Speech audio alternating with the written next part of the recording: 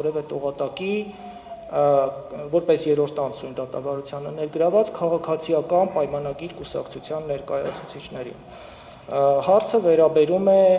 առնվազն նախընտրական քարոզչության ժամանակահատվածում, ինչու ոչ նաև դրան նախորդող ժամանակահատվածում ընտրական գործընթացին ներգրաված քաղաքական միավորների առաջնորդների եւ ներկայացուցիչների հռետորաբանությանը։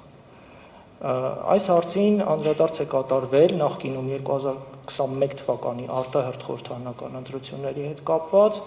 նաև սույն թվականի հունիսի 7-ի հերթական ընտրությունների հետ կապված, ընտրությունների միջազգային դիտորդական առաքելությունների զեկույցներում։ Եթե ավելի կոնկրետ, վստահ եմ գիտեք, բայց բարձրաձայնեմ ՀՀԿ-ժմիկ առնվազն այս ընտրությունների մասով նախնական եզրակացության մեջ։ Եվ ըստ էության ի թիվս այդնի հիմա անհրաժեշտ չեմ համարում բառացի տառացի մեջ բերումներ անել, ընդհանուր երևույթի հետ կապված է գնահատականը, որ գնահատականն այն է, որ քարոզարշավն աչքի է ընկել պառակտող սադրիչ հռետորաբանությամբ, եւ ընտրություններն անցկացվել են խիստ բևեռացված միջավայրում։ Այս առնչությամբ նաև Սահմանադրական դատարանը 2021 թվականի ՍԴՎ 1606 որոշման շրջանակում արտահայտել է դիրքորոշում առայն, ավելի ճիշտ արձանագրել է, որ քաղաքական գործիչների քաղաքական խոսքում օգտագործված անթույլատրելիորեն ցածր մշակութային եւ հանրային բարոյական տեսանկյունից դատապարտելի արտահայտությունների գործելավոճը արկա է եղել մրցակցող մի շարք քաղաքական ուժերի եւ դրանց ներկայացուցիչների հրապարակային խոսքում, ցավալիորեն դառնալով Հայաստանում քաղաքական խոսքի մշտական բաղադրիչ։ Հարցս հետևյալն է,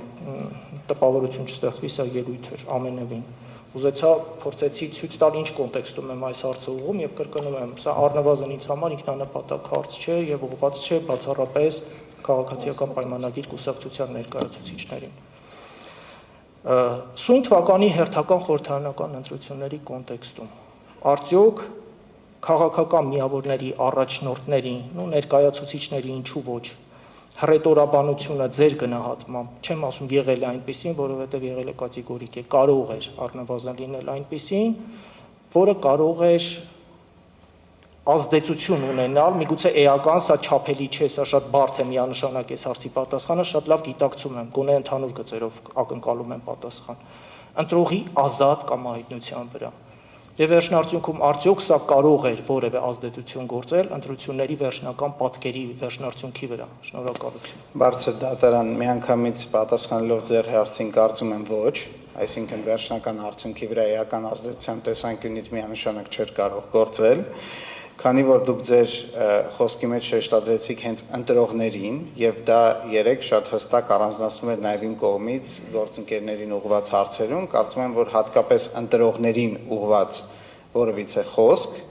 որը անգամ այդ անթույլատրելիության սահմանները հատել է, անգամ այդպիսի խոսք չկա, որ մի հատ էլ դրա ազդեցությունից խոսանք։ Ես ներողություն եմ խնդրում, պարոն Գրիգորյան, խոսքը բացառապես քաղաքացիական պայմանագիր կուսակցության առաջնորդի մասին չէ, խոսքը երևույթին ձեր գնահատականն է, նաև այլ քաղաքական միավորների առաջնորդների ելույթների մասով, հռետորաբանության։ Շատ բարի, ես ամեն դեպքում մեր մասով ներկայացնեմ,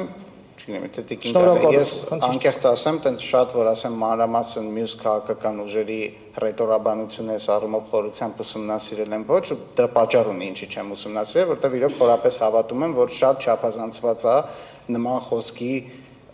պոտենցիալ ազդեցությունը, դրա համար հատուկ ուշադրություն դրան չեմ դարձրել։ Եթե օրինակ տեղյակ լինեի, որ դատարանը նման հարց է ուղղելու, անպայման կուսումնասիրեի, բայց բնականաբար տեղյակ չէի։ Շարունակելով բարձր դատարան, հարցը հետևյալն է։ Կոնկրետ ընտրողների մասով մենք 3 անգամ երբ որ խոսեցինք եւ գործընկերները օրինակ էին բերում, այն օրինակը, որը բերվեց, վերաբերում էր էլի ի վերջո, այո, այս ընտրական գործընթացին չմասնակցող, բայց միանշանակ քաղաքական գործիչ հանդիսացող, օրինակ Զարոյի Փոստանջյանին, ով որ այսօր Երևան քաղաքի ավականու անդամ է, Երևան քաղաքի ավականին քաղաքական մարմին է։ Գործընկերները հակադարձեցին տեղից, թե այս ընտրություններին չի մասնակցել, հիմա պաշտոնապես օրինակ Հայաստանի Հանրապետական կուսակցությունն էլ չի մասնակցել։ Հիմա երբ որ օրինակ Սերժ Սարգսյանին ուղղված քննադատություն լինի, դա քաղաքացուն ուղղված քննադատություն է լինելու ըստ գործընկերների տրամաբանությամբ։ Իմ կարծիքով ակնհայտ է, որ ոչ։ Հետևաբար հստակ տարանջատենք քաղաքական հակառակորդներին։ Ունեցել ենք նաև դրվագ, որ դիմակավորված անձինք բռնության կոչերով անպատասխան տեսանյութը տարածվել էր, դրա այսինքն քաղաքական հակառակորդներին եւ կոնկրետ այդ դեպքում վարչապետը հնչեցել է շատ կոշտ, շատ սուր խոսք, բայց նորից խնդրում եմ արձանագրել եւ ձեր հարցի կոնտեքստում կարծում եմ դա շատ կարեւոր է, որ ընտրողներին ուղղված այդպիսի խոսք չի եղել։ Եվ վերջինը ինչը կուզեմ ասեմ, ինչ ասել եմ նաև 2021 թվականին բարձր դատարան։ Կարծում եմ մենք նաև պետքա շատ կարևոր է որ հաշվի առնենք միջավայրը, որում այդ խոսքը հնչեցվում է։ Եվ որ օրինակ պարոն Վարդևանյանը Սահմանադրական դատարանում կաշկանդվածություն ազգում մեջբերումներ անելուց։ Ես այդ կաշկանդվածությունը հասկանում եմ, որովհետև այս դահլիճի միջավայրը, բարձր դատարանի դատավորների ներկայությամբ միջավայրը այլ բառապաշար եւ այլ կոնտեքստ է, քան քարոզարշավի ընթացքում մենք բոլորս որպես ֆիզանց, մեր, չգիտեմ, առօրյա շփումներում, ընկերների հետ եւ այլ վստահաբար այն նույն կերպ չենք խոսում, ոնց որ ես օրինակ հիմա խոսում եմ պատասխանելով ձեր հարցին։ Եվ միջավայրերը խառնել եւ փորձել ներկայացնել, որ լրիվ sense